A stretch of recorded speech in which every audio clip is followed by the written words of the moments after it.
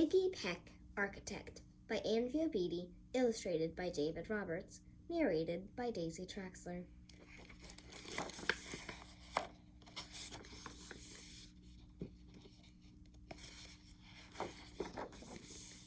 Young Iggy Peck is an architect and has been since he was 2, when he built a great tower in only an hour with nothing but diapers and glue.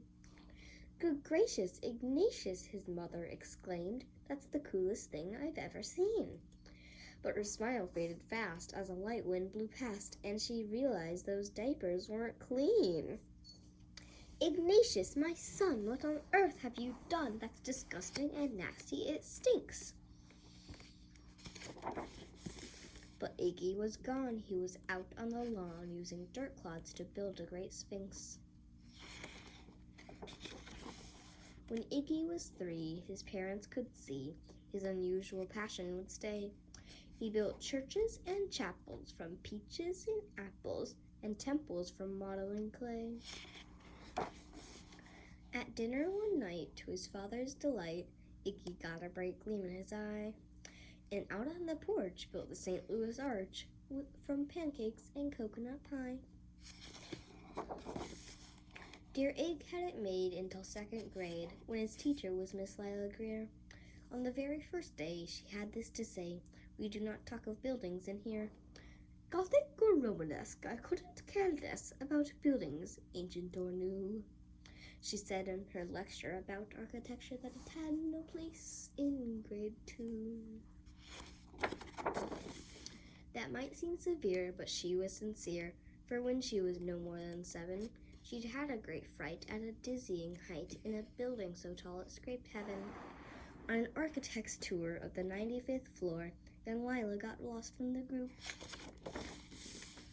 She was found 2 days later in a stuck elevator eating cheese with a French circus troupe. After that day, it's quite safe to say, she thought all building lovers were nuts.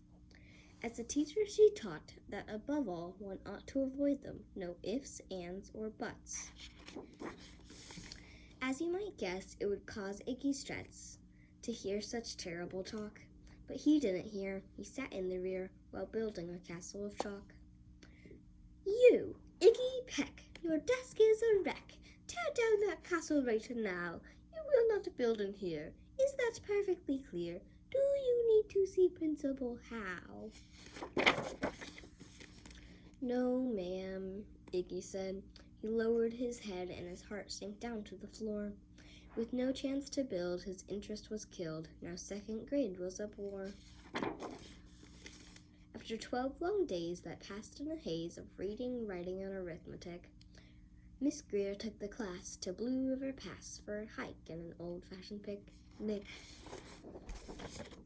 They crossed an old trestle to a small island nestled in the heart of a burbling stream.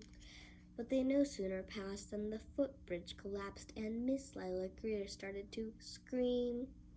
"We're trapped here, oh my! Alas, kids, goodbye!" Her eyeballs rolled back in her head. She dropped to the ground with a vague groaning sound, luckily fainted, not dead.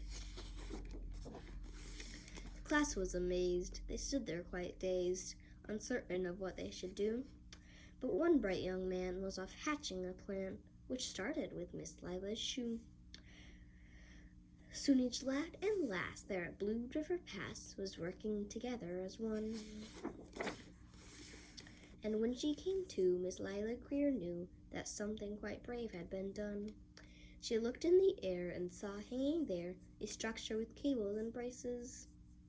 And on the far side, beaming with pride, were 17 smiling young faces. Boots, tree roots, and strings, fruit, roll-ups, and things, some of which one should not mention, were stretched ridge to ridge in a glorious bridge, dangling from shoestring suspension.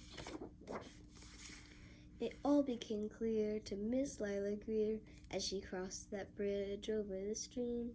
There are worse things to do when you're in grade 2 than to spend your time building a dream. Now every week at Blue River Creek Elementary in 2nd grade, all the school kids can hear, along with Miss Greer, how the world's greatest buildings were made. The weekly guest speaker in t-shirt and sneakers talks of buildings from Rome to Quebec. Of course, he's the guy who builds towers from pie, that brilliant young man, Iggy Peck.